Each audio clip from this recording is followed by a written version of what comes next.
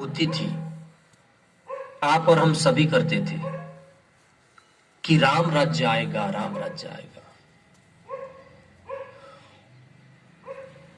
और त्रेता युग के बाद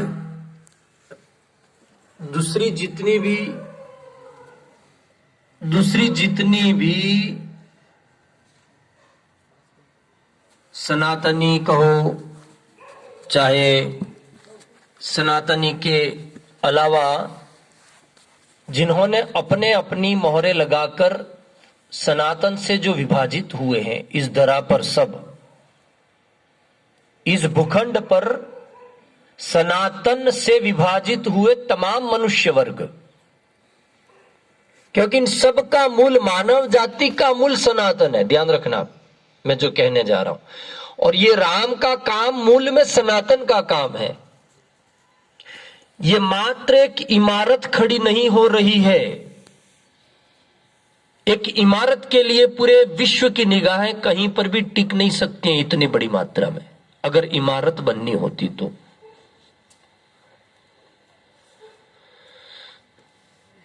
उसका जो लोकेशन बताया गया, ये भव्यता रहेगी, ये रहेगी, ये रहेगी, ये रहेगी, ये रहेगी, वो अगर उसकी भव्यता पर ही निगाह होगी तो मैं कहूंगा कि हमारी दृष्टि और छोटी है इसको समझने में।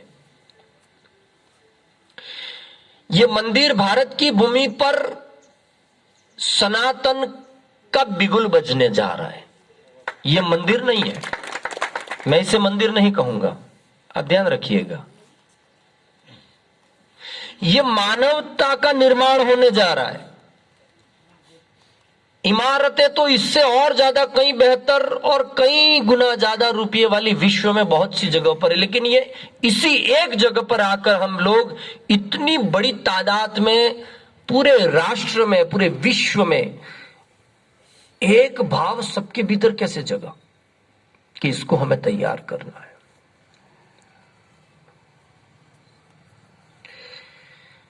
इसलिए मात्र ये कार्यक्रम नहीं है और मात्र वहां कोई मंदिर ही नहीं होने जा रहा है।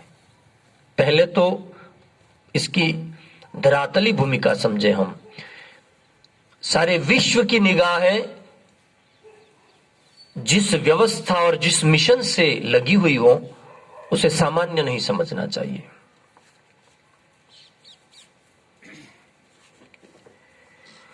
कोरोना ने बहुत कुछ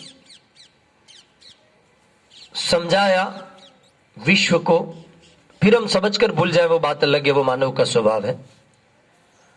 बाकी एट मोमेंट उसका त्रास सबने देखा।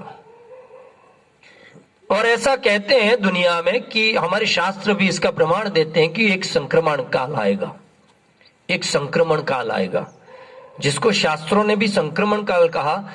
हम भी सोचते थे कि संक्रमण काल का मतलब क्या है, जगह जगह संक्रमण काल के बारे में विवेचना हो रही है।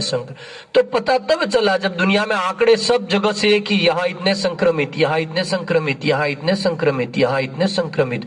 सारी विश्व की निगाहें संक्रमण पर ही थी कि कहां कितना संक्रमण, कहां ज्यादा, कहां कम। रोज की रिपोर्ट है कि संक्रमण संक्रमण।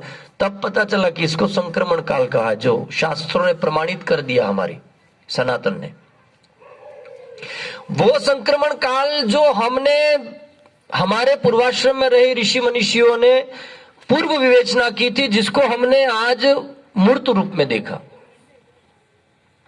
इतने बड़े वैज्ञानिक युग में इस तरीके से पूरे विश्व पर लॉक लग जाना, यह बहुत बड़ी बात है, इतने बड़े वैज्ञानिक युग में। लेकिन अगर विज्ञान से ही दुनिया को कुछ मिल जाता तो विज्ञान हर समय बहुत हावी ही रहा है। मैं ये कहूं कि आज हम जो मोबाइल में देख रहे हैं आमने सामने अमेरिका से, यहां वो तो 5000 वर्ष इस देश में पहले भी था वो विज्ञान। तो जब संजय ने धृतराष्ट्र को घर बैठे महाभारत पूरा बताया था, इसलिए विज्ञान की कोई बात नहीं है। विज्ञान तो आज हमारे पास थोड़ा कम तो किसी के पास थोड़ा ज्यादा। मूल में धर्म की, अध्यात्म का जो हमारा जो दृष्टिकोण है, वो क्या कहना चाह रहा है आज के प्रसंग में, आज के काल में, वर्तमान भारत विश्व को क्या बताने जा रहा है। और हम उस कौन सी घटना के साक्षी हैं जिसमें हमें अपने आप पर गर्व और गौरव होता है, उसी पर बात करेंगे, जो भी बात होगी चंद लम्हों में। तो मात्र इमारत बनती तो इतना बड़ा मिशन नहीं होता। इतनी बड़ी ऊर्जा, इतना बड़ा भाव, इतनी बड़ी सद्भावनाओं से जहां अपहरण होता है विश्व में, वहां समर्पण का भाव जगा है। जहां दुनिया सब जगह से अपहरण अपहरण अपहरण, वहां सब जगह से कुछ समय पहले भाव संक्रमण संक्रमण था, अब भाव समर्पण समर्पण समर्पण समर्पण। तो अमावस की काली रात जो होती है उसके बाद उजाला शुरू होता है, ये प्रैक्टिकल है। इसके लिए मुझे कोई तथ्य देने की जरूरत नहीं है, यह स्वयं एक सत्य है प्रकृति का। अमावस की रात एकम से 14 तक जब जाती है तब अंधेरा बढ़ता है। वैसे इस धरा में भी अंधेरा बहुत बड़ा, और उस अंधेरे की छाया में बहुत विकार बड़े विश्व में। जहां योग भूमि थी वहां भोग भूमि बनी, चाहे वो भारत हो चाहे विदेशी यात्रा हो। गंगा जी के एक कदम ने लाखों लोगों को दबा दिया नीचे।